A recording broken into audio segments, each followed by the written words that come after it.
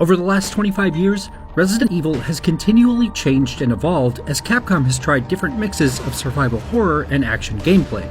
With Resident Evil 7, Capcom swung for the fences with a first-person perspective and more classic, horror-focused gameplay. Its sequel, Resident Evil Village, evolves that idea to make something that feels very different from its predecessor, but which is just as engaging.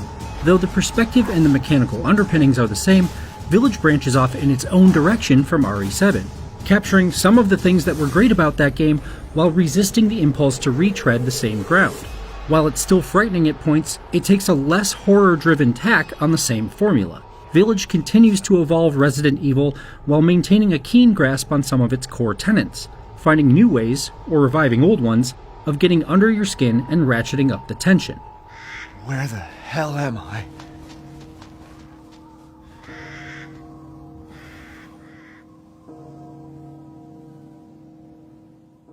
As has been pretty clear for a while now, Resident Evil Village is Resident Evil 7 through the lens of Resident Evil 4. When the latter was released back in 2005, it totally revamped what the franchise had been up to that point, swapping the earlier game's slower survival horror focus for a more fast-paced action approach, trading darkened corridors and jump scares for adrenaline-fueled panic. Village adds to RE7 by taking its cues from the faster, panickier RE4. It's again played from a tight, closed-in, first-person perspective, and it still often focuses on slower movement and exploration. But Village's approach is distinctly more action-centric, and it's remarkable how much Capcom has managed to push the underlying formula of its reboot to the series in such a different direction. Village picks up on Resident Evil 7's story 3 years later, again focusing on protagonist Ethan Winters. After rescuing his wife Mia from the Baker house and subsequently getting saved by Resident Evil franchise mainstay Chris Redfield, Ethan and Mia went into hiding with Chris's help, moving to Europe to restart their lives. They've since had a daughter, but their lives are upended again when Chris and his team bust into the couple's house and drag Ethan and baby Rose off. Ethan wakes up sometime later after a car crash. The two random Special Forces guys who were transporting him and Rose are dead. Ethan wanders through the snowy woods in search of his missing child until he hits a ramshackle, seemingly empty village. Before long, he discovers it's under siege by what appeared to be werewolves.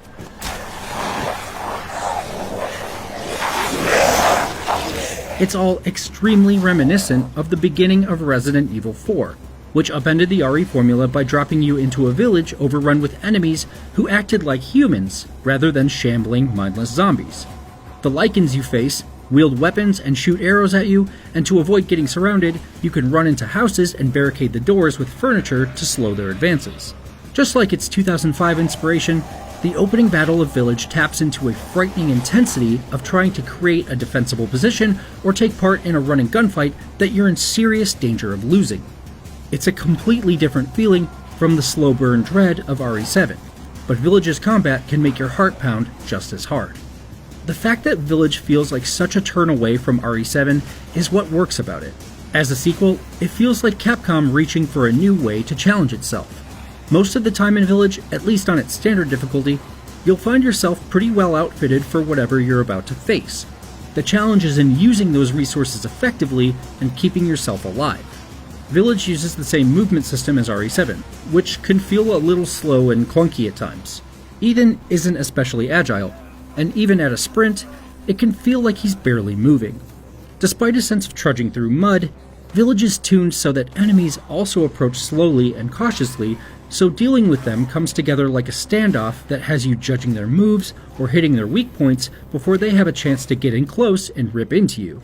And sometimes you just have to run and hope you can find a better place to make your stand. While the controls add tension when you're surrounded, they can be a bit obtuse, making it difficult to avoid attacks. You're often dodging attacks as a monster charges you or swings at you with a huge weapon. You can absorb some damage with the ability to hold up your hands in a guard, another RE7 feature that helps mitigate the limitations of your movement. But the better strategy is to try to run around the battlefield and get out of the way. That usually means sacrificing seeing what your opponent is doing. Since Ethan can't step sideways while looking forward, you're constantly just running and hoping whatever is coming at you doesn't hit you. It doesn't make these battles frustrating or add to their difficulty, but it does add a counterintuitiveness to combat that can take you out of the moment.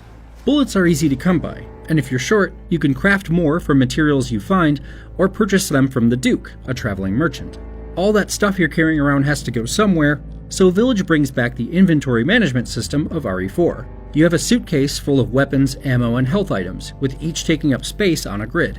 You can move items around to make sure they all fit in your case, Tetris style, and purchase bigger cases from the Duke so you can bring more stuff. The system is most interesting when it starts making you wonder if you should sell off old guns or toss less useful items in favor of things like extra ammo. Mercifully, crafting items don't count against your inventory space, so you're free to make bullets and health items on the fly. On standard difficulty, it was never a big concern, but you do have to start thinking about keeping space open as you explore in case you find something essential. Though Village has far more variety of enemies to fight than RE7, it's not all shooting, with a lot of varied pacing and new challenges throughout. There are 4 different areas to unlock as you progress through the story, each headed by one of the 4 lords, the scary monster people who dominate the village and the area around it. After the opening village, the first is the castle run by Lady Dimitrescu, where there's a lot less shooting to be done. You'll occasionally face enemies you have to gun down, but much more time in the castle is spent navigating its tight corridors, as you're hunted by the vampire Dimitrescu and her daughters. You can't kill the vampires with your conventional weapons, so you have to run if you're found. The entire level is spent exploring the castle, looking for the items you need to advance through the area, while listening for Dimitrescu's clomping footsteps and trying to keep away from her. Even in this first new area, Village is mixing and remixing its experience with different horror ideas. You're not just shotgunning a ton of enemies, you're also engaging in stealth more akin to what navigating the Baker House was like in RE7. And later portions of the game throw different obstacles into your path. There are areas that are full of puzzles that are reminiscent of the mansion of Resident Evil or the police station of RE2. There are sections where you hear frightfully powerful enemies in the distance you know you'll have to fight. And there are points that show Village can still hone in on some of the intense frights that made RE7 so remarkable. Suffice to say that Village is great at maintaining an atmosphere of unease as you head around each new corner. Sure, you have plenty of weapons, but can you handle what you're about to face? Will they even work against the next creature you encounter?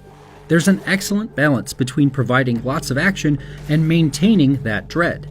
Village encourages its own kind of fear, and it hits you with a few great RE7-like set pieces to ratchet up the tension when you least expect it. No 2 sections of Village are quite the same. Each draws on different aspects of past Resident Evil games and combines them with that underlying RE7 feel to create something that's both new and nostalgic. It's impressive how the game can change to be a little different again and again throughout its runtime, mixing in other ideas from the franchise to make each section fun, intense, and, naturally, frightening in its own way. The exception to that is the last hour of the game, where things take a weird, over-the-top turn. In the run-up to Village's final moments, the action gets turned up even higher. It seems like a needless digression, where Village draws on the worst action-heavy portions of Resident Evil 6, losing track of what made you grit your teeth and clench your fists, and exchanging it for something more akin to shooters like Call of Duty. This same moment highlights some of the inconsistency in Village's story. Though the game's imagery recalls the Umbrella logo from past games, Village's connection to the rest of the franchise feels a bit tacked on. The same is true of Chris Redfield, whose presence in the story feels like an afterthought. Ethan's interactions with the 4 lords and the mystery of the village is more fun and interesting, since the antagonists come off as petty, flawed, and human.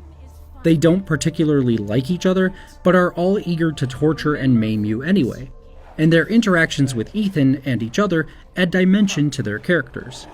Lycans and gentlemen, we thank you for waiting. And now let the games begin! Village is a spooky romp with fun villains, but it's just a shame that more time wasn't devoted to the hanging story threads of RE7 or the franchise at large. Thankfully, that digression doesn't last long. Meanwhile, the elements about combat that are fun are transplanted into the fast-paced arcade mode, the Mercenaries. The mode takes the combat of the village, slaps a timer on it, and focuses it on scoring points. The Mercenaries is a fun side activity in its own right, always daring you to get a higher score by balancing taking down as many enemies as you can and trying to complete one of its given levels as fast as you can. It demonstrates how tight the combat in Village can be, although at times it can be held back a bit by the slow underwater feeling of movement around the battlefield. Resident Evil 7 was an excellent return to the horror roots of the franchise with some cunning new ideas. Similarly, Village is an intelligent reimagination of the best action elements of Resident Evil. Though it captures some of the same things that made RE7 such a breath of fresh air, Village uses new takes on the ideas of the past to evolve into its own unique creature.